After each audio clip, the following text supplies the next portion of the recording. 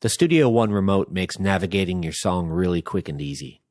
Permanently docked to the top of the Studio One remote is the timeline for our song, which with a simple tap and swipe left to right, we can navigate backwards or forwards.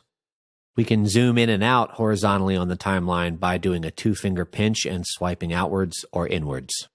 We can choose to see the timeline in either bars and beats or in minutes and seconds, depending on which we choose at the bottom transport. Next to the numerical display at the bottom, we'll either see a clock, which signifies a time-based signature, or a musical icon, which shows us bars and beats. This will be reflected in both the timeline at the top and in the numerical readout along the bottom.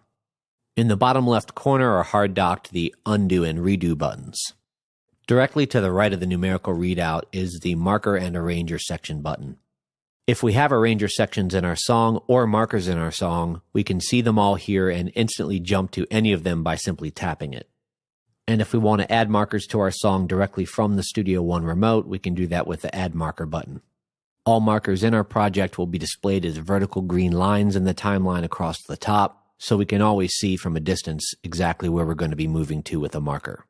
By default, we have our Go to Beginning of Project button next to our Stop, Play, and Record buttons. Also, our Loop Enable and Disable button is directly next to the Record button. We can always see the tempo of our project and the time signature, and if we want to adjust the tempo, we can do that directly from the remote as well.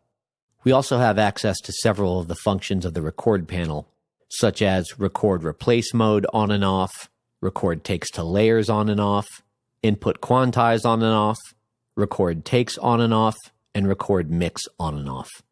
We have our Pre-Roll Engage button, Auto Punch button, Pre-Count, and Metronome on and off buttons here as well. So we'll always have fast access to many of the most important functions in Studio One directly at the top and bottom of the Studio One remote.